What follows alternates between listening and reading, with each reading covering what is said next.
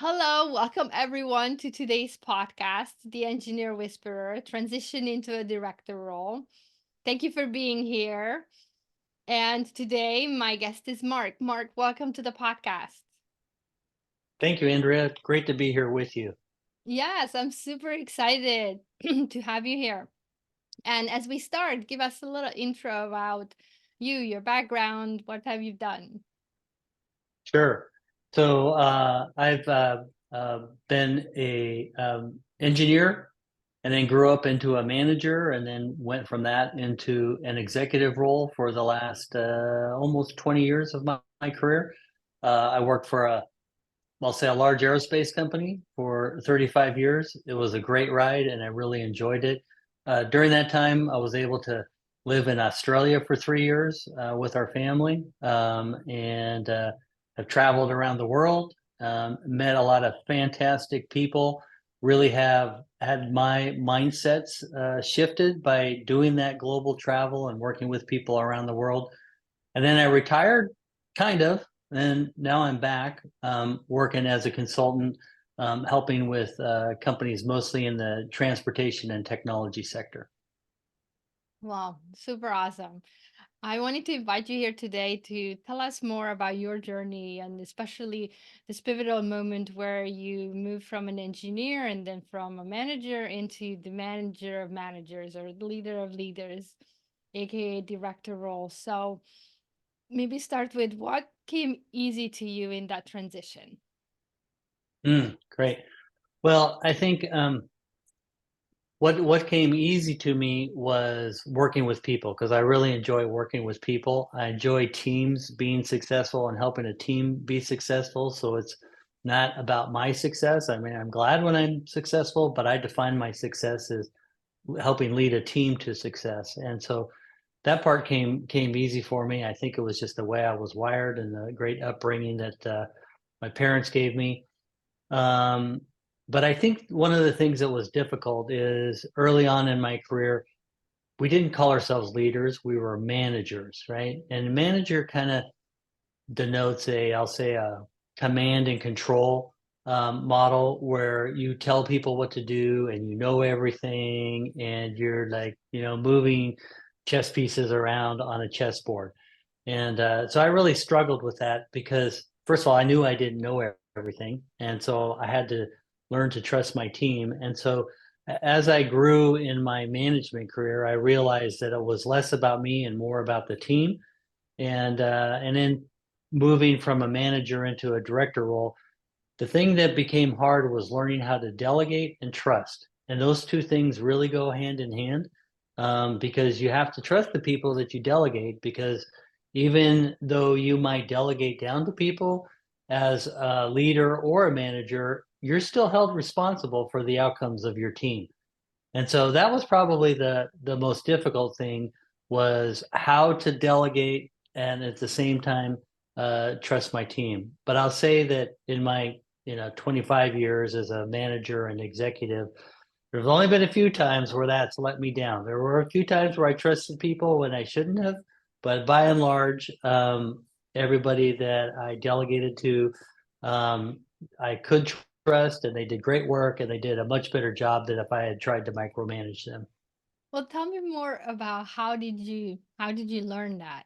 Because I think that a lot of engineers, engineering managers, leaders struggle with that. So how did you figure it out?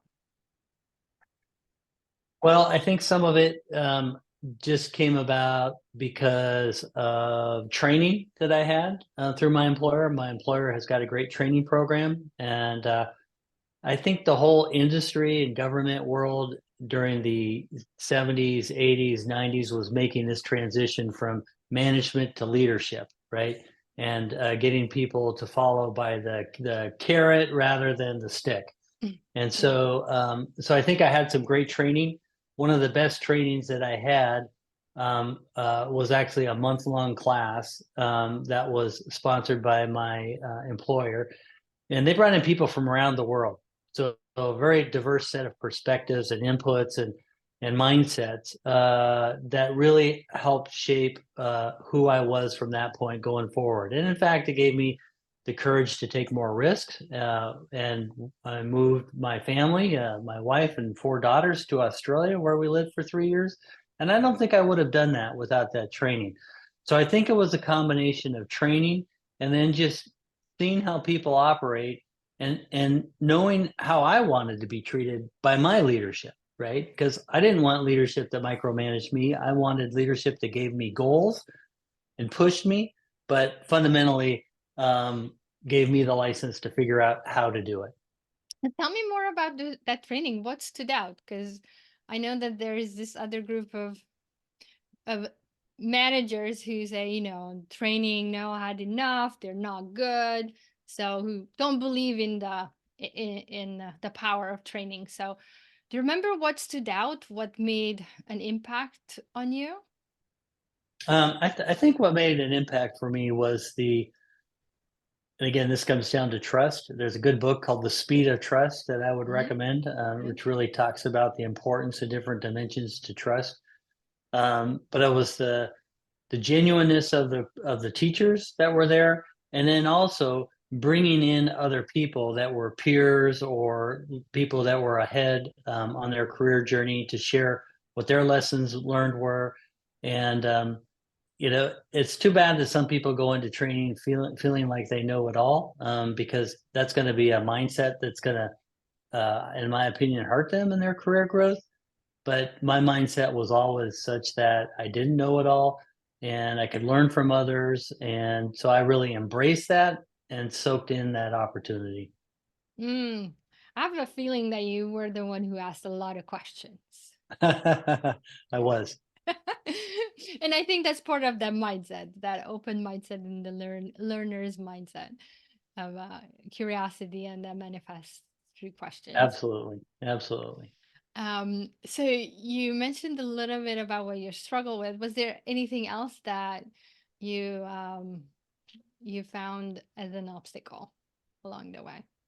Bureaucracy. Bureaucracy. So when you work for any large company, it doesn't matter whether it's aerospace or automotive or whatever, you struggle with bureaucracy. And so I found that to be a challenge because that just seemed to be like a tax on time.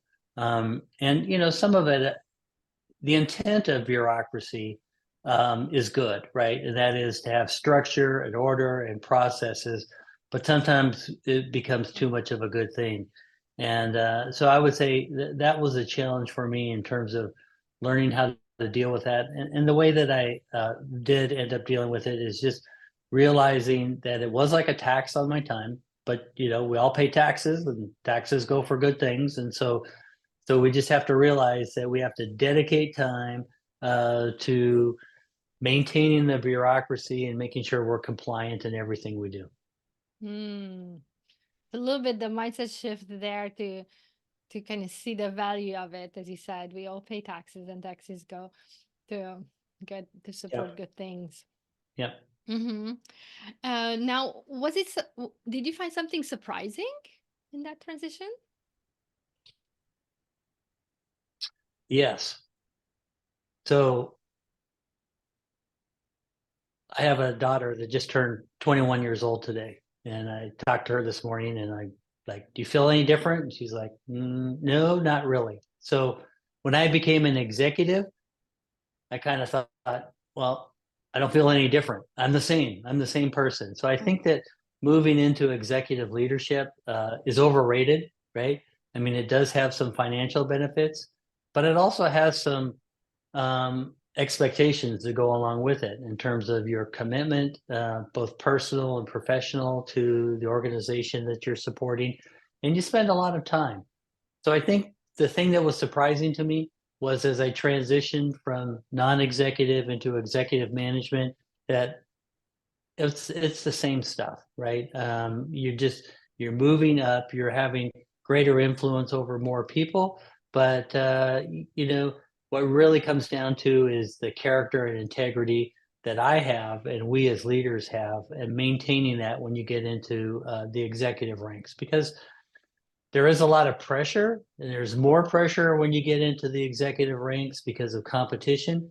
But just I think it's important not to compromise your integrity and your character, and just be who you are, because that's what gets you into the executive ranks, and it's what will keep you in the executive ranks. Well, tell me more about how you did it, the stay who you are, because as you mentioned that the pressure is more, responsibilities are more, more people want to take your time and spend time with you and want to make demands on your time. So the that downside is that we our health, um our mental health and physical health can get um mm, in a way damaged during that process. Mm, So sure. how did you take care of yourself in order to then take care of everybody else? Mm.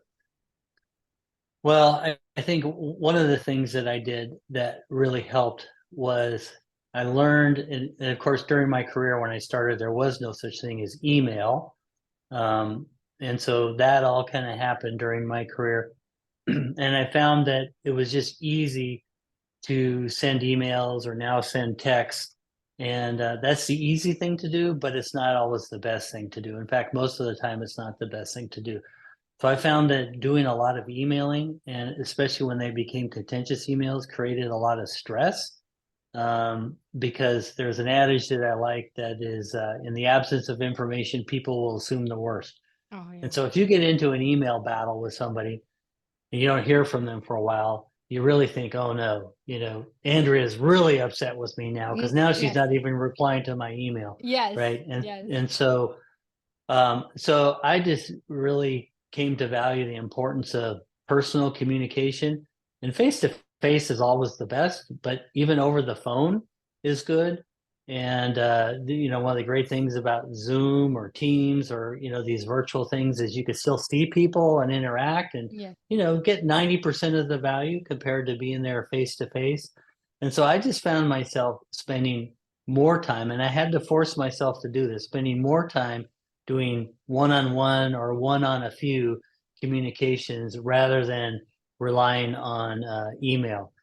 And I also think texting, which is even more popular today, is probably even worse than email because it's character limited, and it's just so hard to communicate emotions and intent via texting. So I always find that I push myself to embrace more of the personal communication and less of the electronic. In terms of how do I take care of myself, uh, that's kind of been off and on. I'd say sometimes I'm better at that, and sometimes I'm not. Um, I've been pretty healthy my whole life, and at one point I went in and my blood chemistry was not good, and my doctor said he said every heart attack patient he's had blood chemistry like myself. So he put me on the Mediterranean diet, right? So there's a plug for the Mediterranean diet. And and he said all of his, it didn't mean I was going to have a heart attack, but he said every one of his patients that had this blood chemistry in terms of triglycerides and You're on the direction and cholest- then you make the cholesterol levels. choice. Yeah, yeah. And so I made the choice and committed to it. And I was shocked how in 9 months it turned my blood chemistry around to the positive. And Mm. so seeing those results really helped me. And so I just tried to, again, commit to devoting a certain amount of time a day towards exercise and towards my mental well-being through meditation and prayer. And I think that's a really good way to get the day started.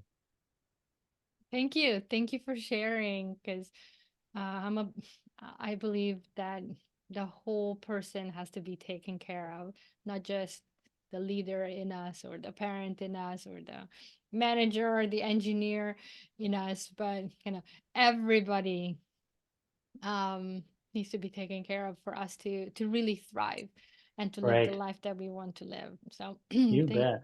thank you very much for mentioning. I'm curious, when you before you got your results for your blood chemistry, was that a regular checkup or something happened and you had a, I don't know, a sign, a signal to go see a doctor? Just curious. Yeah. It was a regular checkup and my blood pressure was going up, right? And so Okay. so it was just a regular annual checkup. My blood pressure was, I had never had high high blood pressure before. And so that's when my doctor kind of dug in to look for more information. And the testing they did was pretty standard testing. But for whatever reason, maybe I was traveling too much because, when we travel, we don't eat the best and Yeah. don't take care of ourselves as much as we should.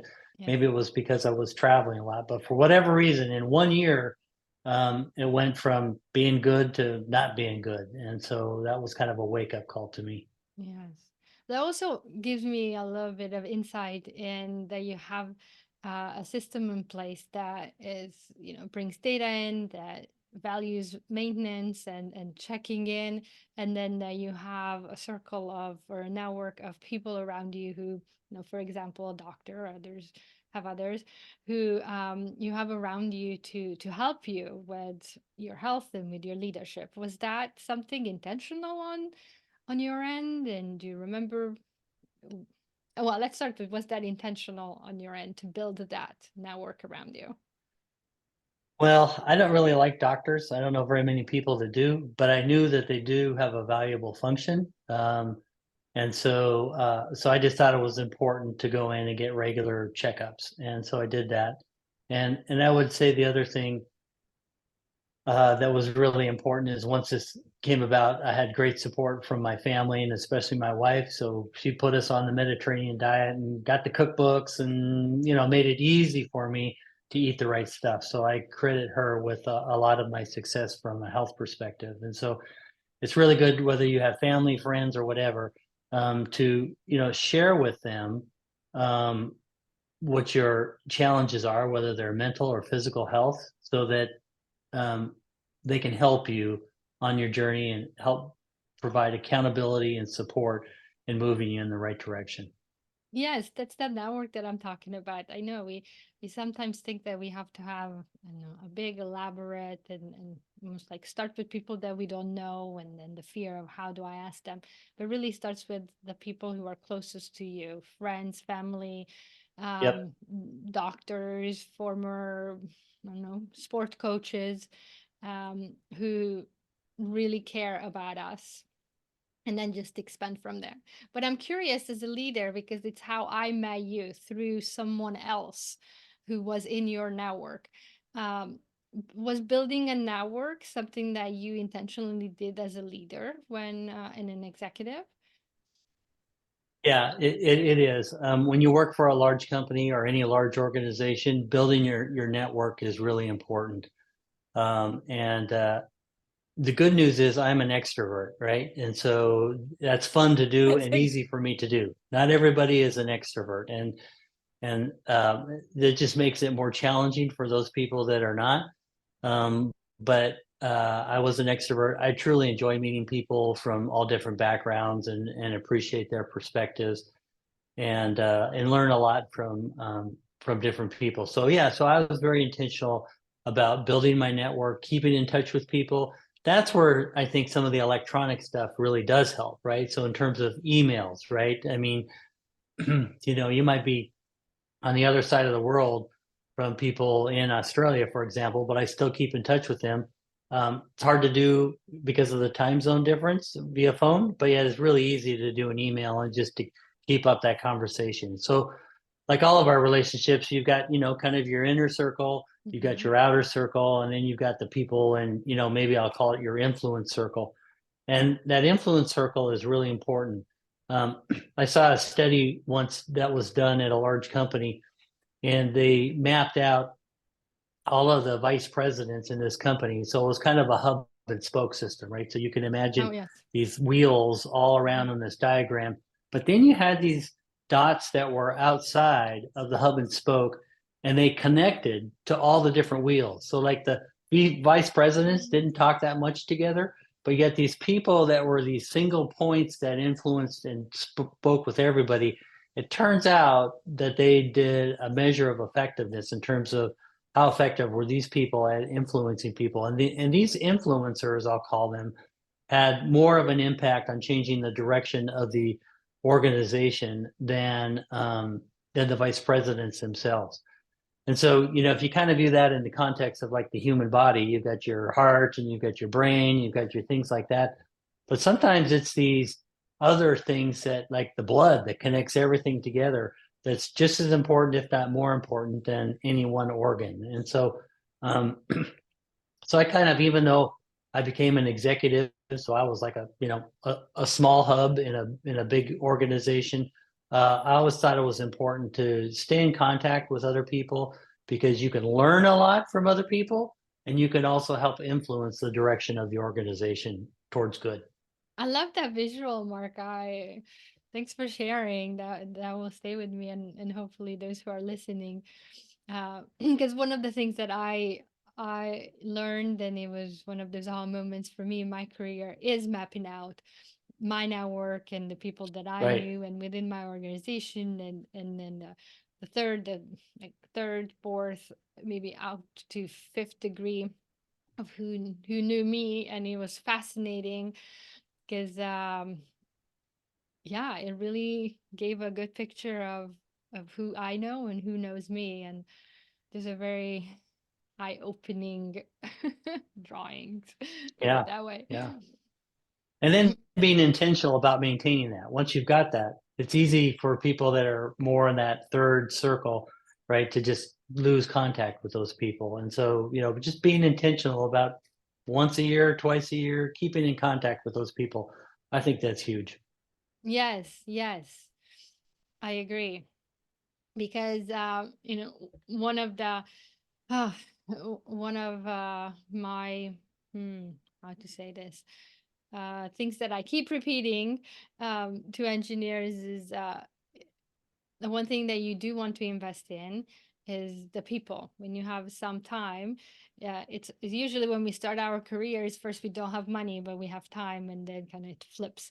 So Right, at the beginning, when you don't have the money to so-called invest, take the time that you have invested in people, as you said, build that support network, build your board of directors, of course, friendships and family and so forth. But look at right, it as really an investment, because it will pay off down the road when um, life gets hectic and busy, and your career, and maybe you started a family, so you will want right, to lean on people. So this right. all ties together for sure. Yeah. And I think, to build off of that, if people really care about people, they will invest in them, and that shows up as time.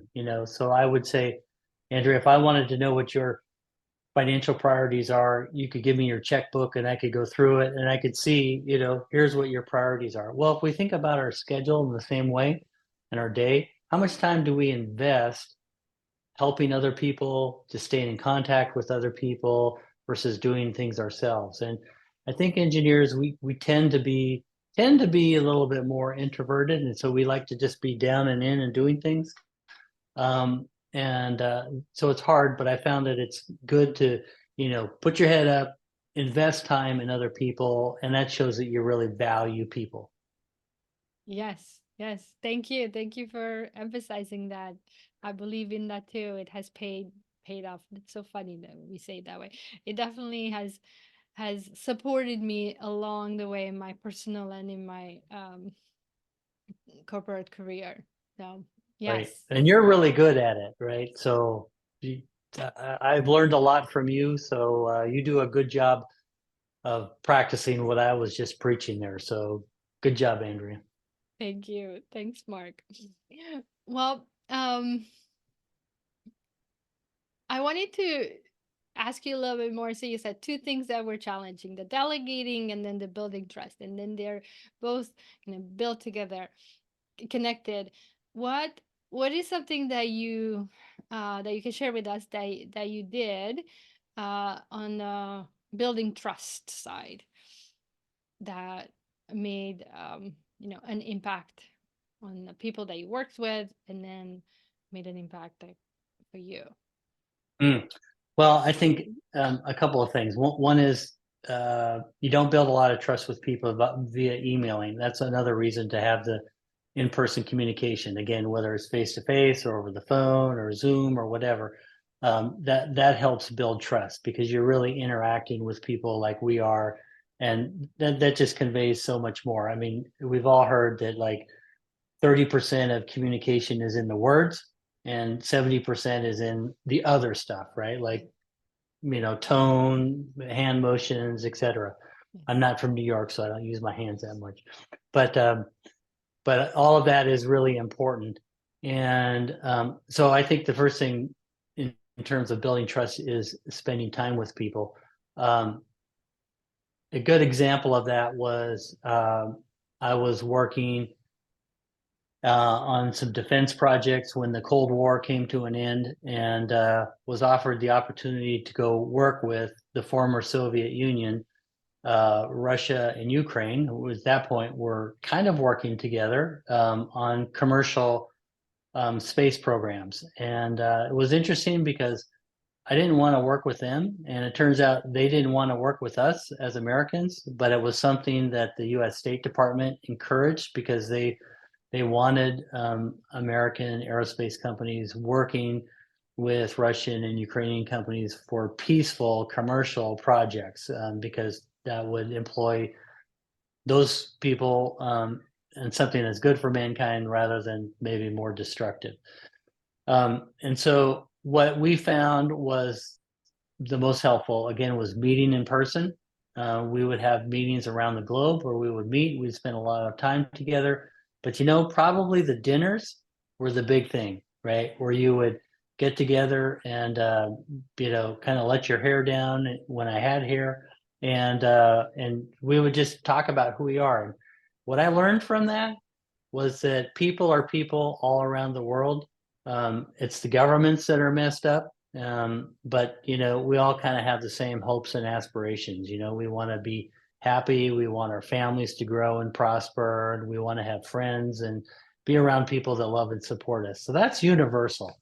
And I didn't really appreciate that until that great opportunity that I had in the mid 90s.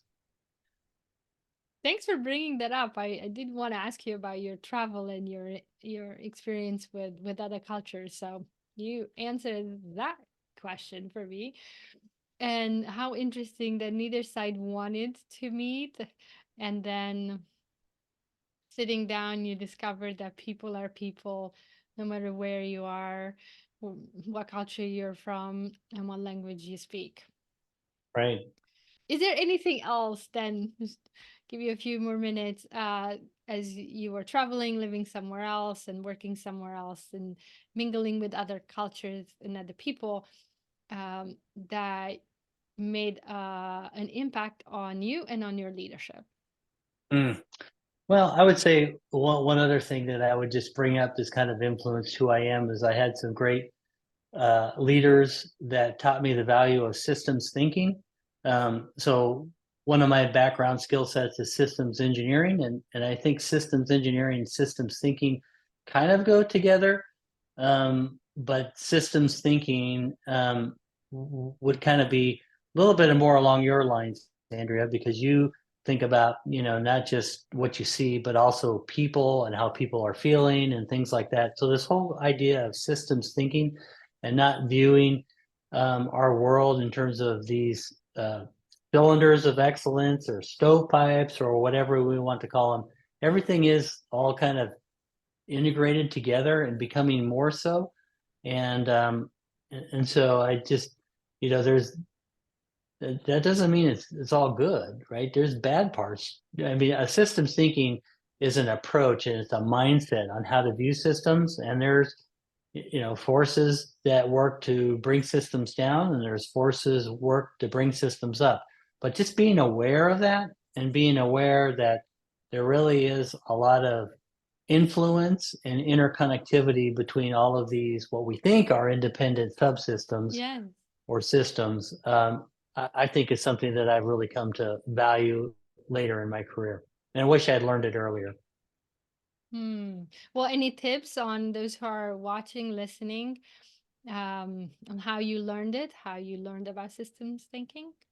Sure. I would say so. There's a book by a guy out of Harvard, like decades ago, Peter Senge, The Fifth Discipline.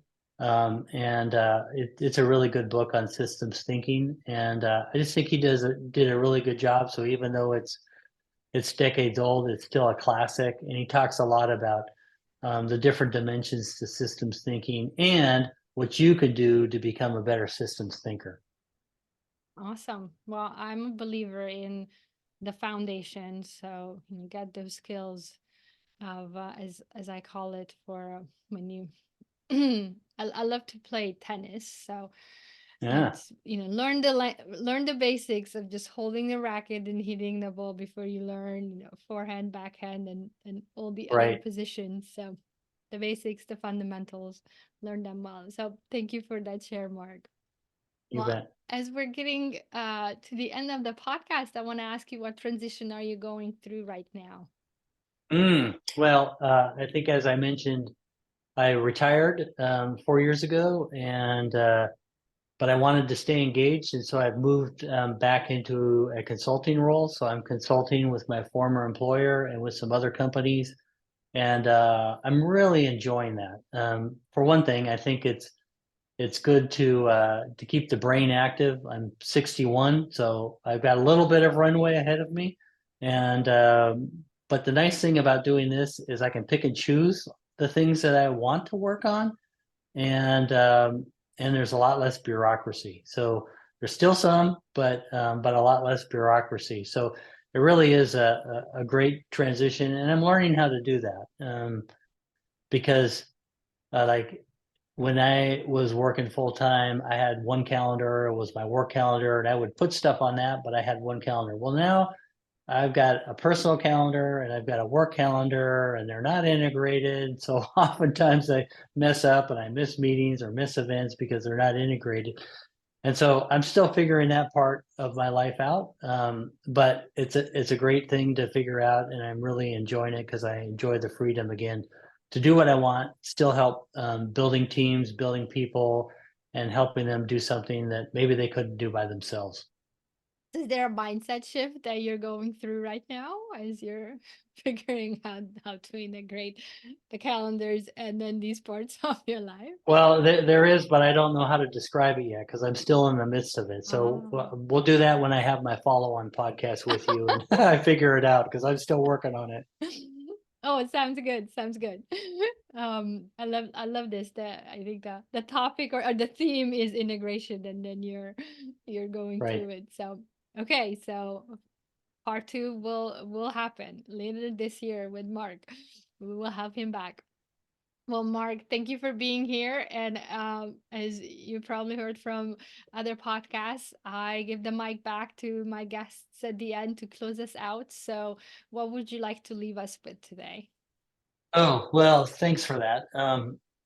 It's something that I hear your other guests say too, and it's certainly true as a retiree. The thing I miss about working for my former employer is the people, right? It's all about the people. And, as an extrovert, even more so. And so I would just say, as engineers, as much fun and exciting as the projects that we get to work on, just remember that without people, it doesn't happen. Engineering is a team sport, and so just make the time to appreciate that and to help learn how to make your team a better team, whatever that means. Make your team a better team while you're making yourself also um, a better leader. So, on that note, thank you very much for being here, Mark. Thank you for being an awesome guest. And I'm looking forward to part two later this year. All right. Thanks, Andrea. Thank you.